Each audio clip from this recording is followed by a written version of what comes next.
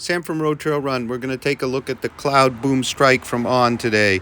$280, and it goes on sale July 11th. So it's a brand new Max Cushion Super Shoe from On at 39 and a half at the heel, 35 and a half at the forefoot, with an innovative slip-in top layer midsole, which eliminates the hard Strobel board and the sock liner. Of course, it has a beautiful On upper, with plenty of internal padding in a very minimal kind of mono mesh type upper. And On does not skimp on the outsole with a really full outsole. We do come in at 7.18 ounces, 203 grams, a bit heavier than most super shoes. I've taken them out on the road today in New Hampshire, doing some marathon, half marathon pace segments. I want to give you my impressions of fit, ride, and some comparisons. Stay tuned.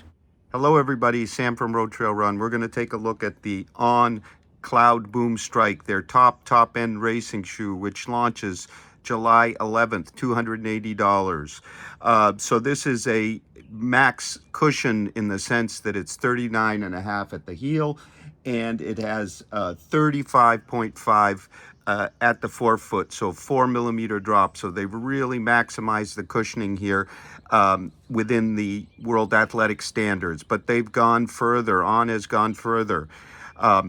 It weighs 7.18 ounces or 203 grams in my US 8.5. For comparison, the Cloudboom Echo 3, which was 38.28 stack height, so quite a bit less at the forefoot, weighed 7.55 ounces, 214 grams. So we've dropped 11 grams.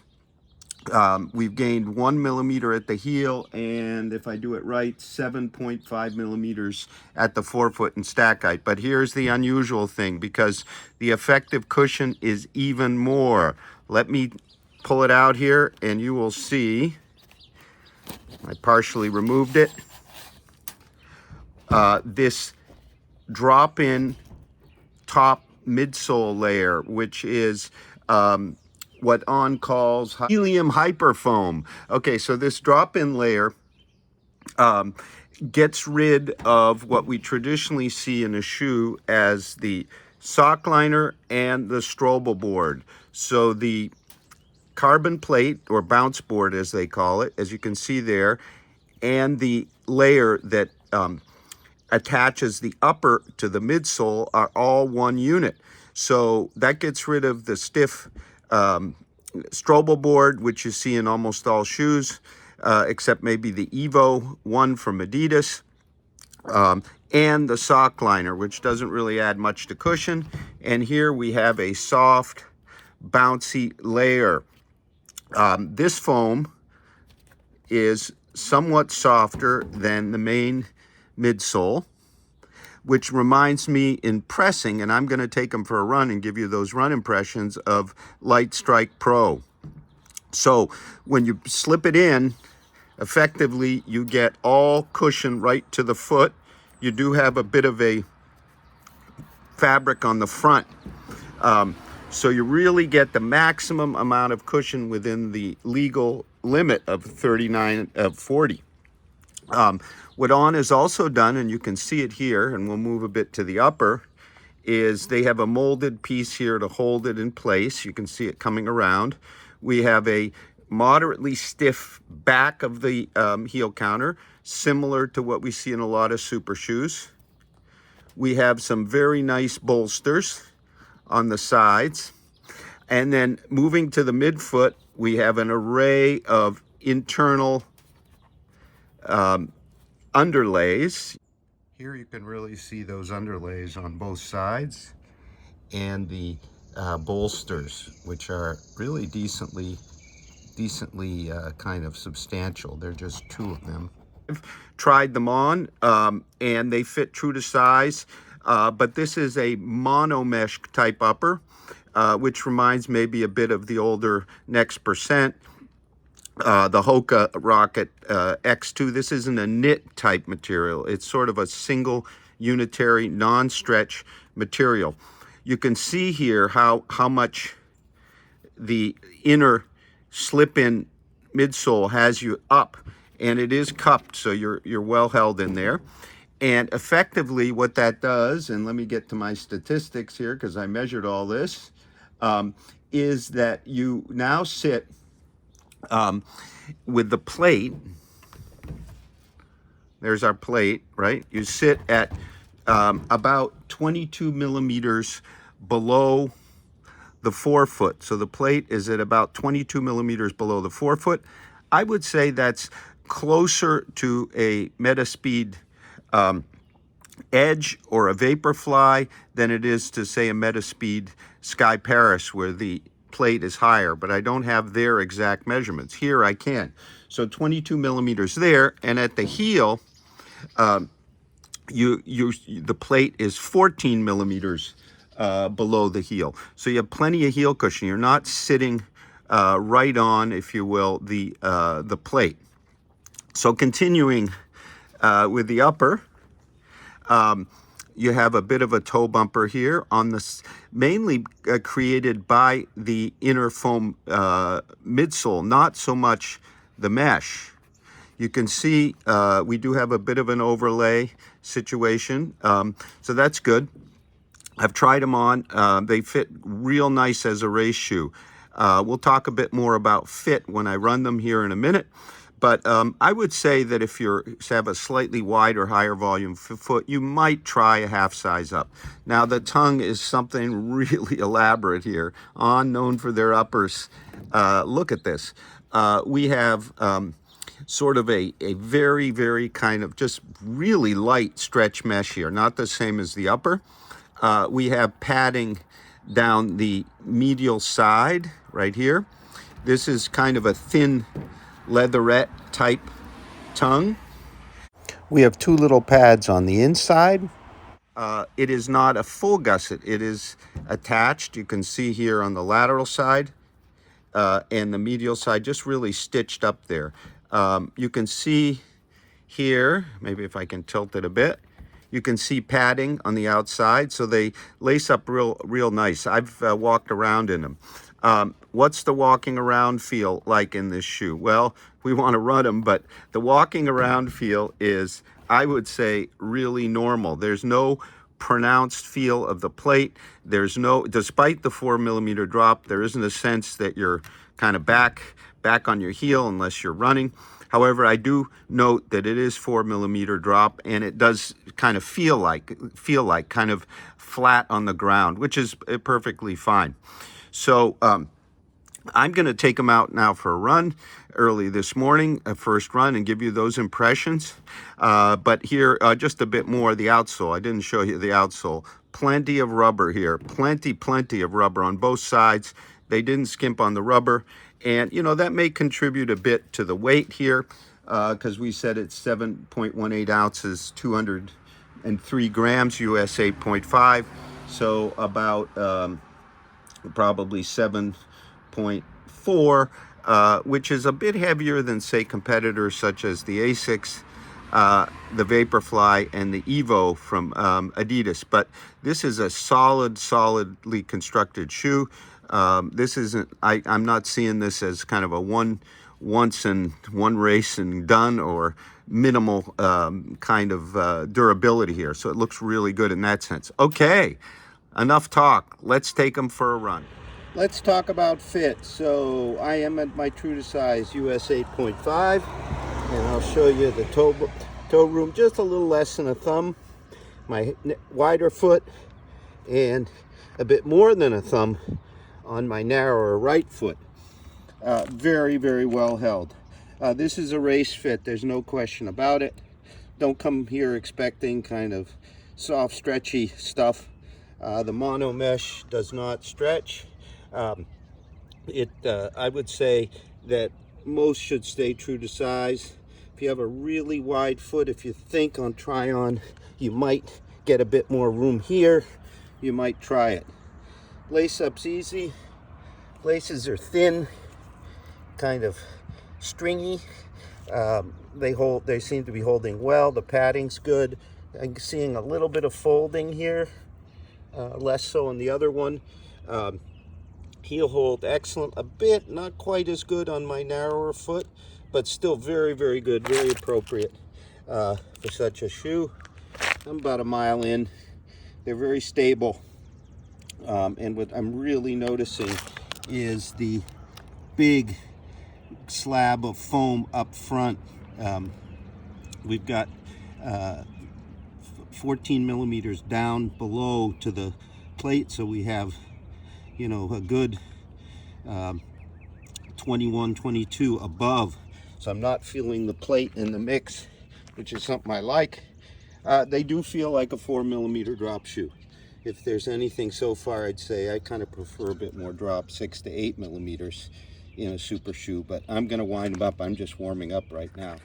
So I'm in my warm up, 940 pace. Feels very nice and normal. Nothing too aggressive here.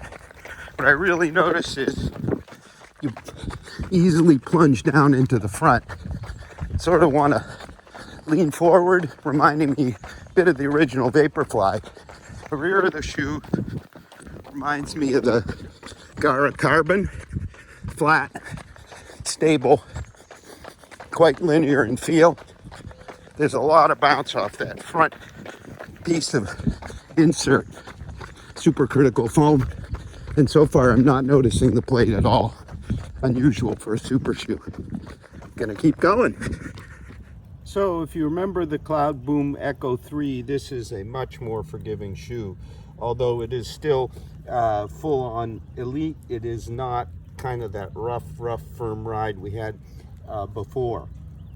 I'm not finding it having as much of a rocker as some shoes or toe spring.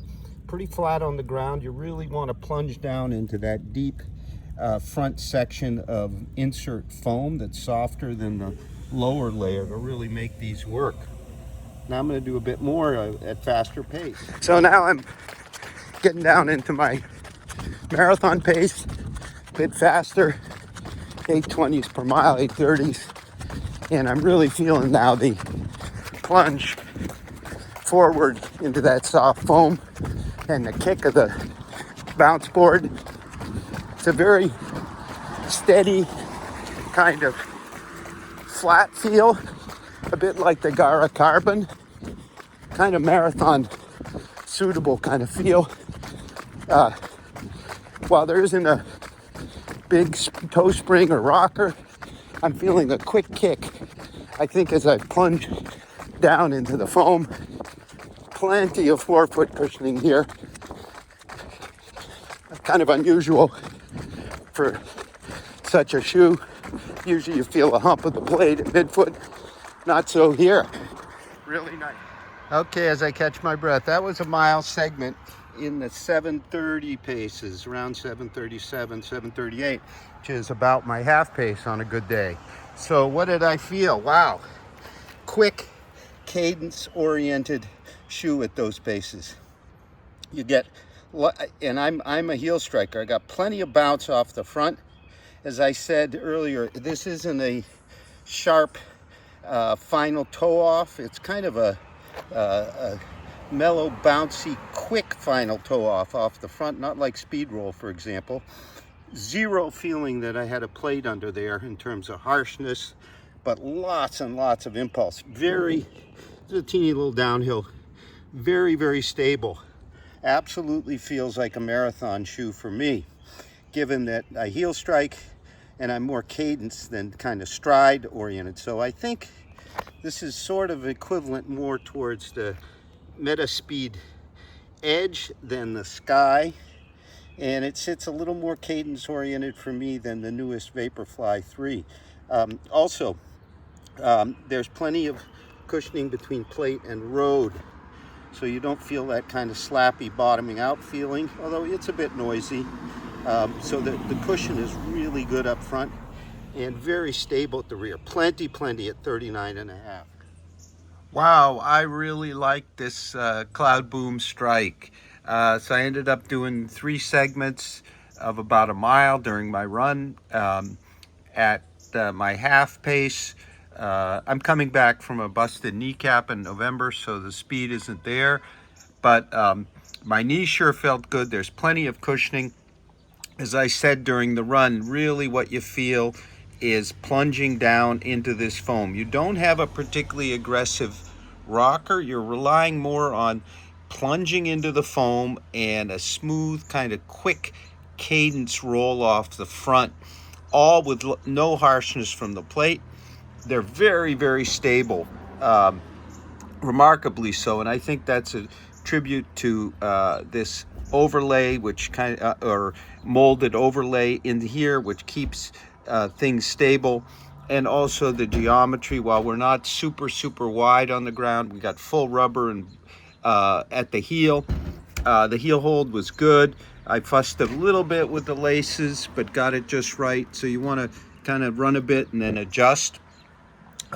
For me, this shoe so far, and I'm only one run in, kind of takes me back to the original Vaporfly, the very first Vaporfly, where you could find the groove, if you will, and even if when you were tired. It is kind of flat feeling on the ground. It doesn't have kind of the wild geometry of some shoes, and that's something I like. So I think, of course, Helen Obori won Boston in a version of this shoe, one without laces. So it for sure is an elite shoe, but I think it's a pretty, what I would call democratic approach to a marathon shoe. I think folks like me who might, get under 345, if on a very, very good day, maybe 350, can race this shoe. I certainly will race it for a half. There is so much cushion here at 39.5 at the heel, 35.5 in the front, and the foam is just great. So there's plenty of cushion, a very, very little shock effect. You do have to drive it. I was conscious of kind of rolling forward into the foam, but it's a groove that's easy to find. So I think this is a top contender here. Not the lightest of super shoes, because we do come in at 7.18 ounces, 203 grams, and there are others that are lighter, even considerably lighter. I think the only one, and I wouldn't probably run a marathon in it, that kind of tops it for me is the Evo 1 from Adidas. That thing is so light. The rocker is much more pronounced. I think this shoe could benefit from a bit more rocker. That would be my only criticism. You can see that it's pretty flat, and then this is where you feel that toe off impulse. That isn't like a sharp thing. It's more like a plunge and roll into the foam. So overall, On has done a fantastic job here with this Cloud Strike. It is a huge contrast to their prior marathon type shoes, the Echo Boom 3, Echo 3, and the ones before, which were very firm, very harsh. Even our faster RoadTrailRun contributors wouldn't run much more than a 10K in it. This is a true marathon shoe, so well done, On. I'm also going to have a full review. Hopefully we'll get some more pairs with lots of comparisons. Have a great run. Thank you very much for watching. On provided the sample at no cost for this review.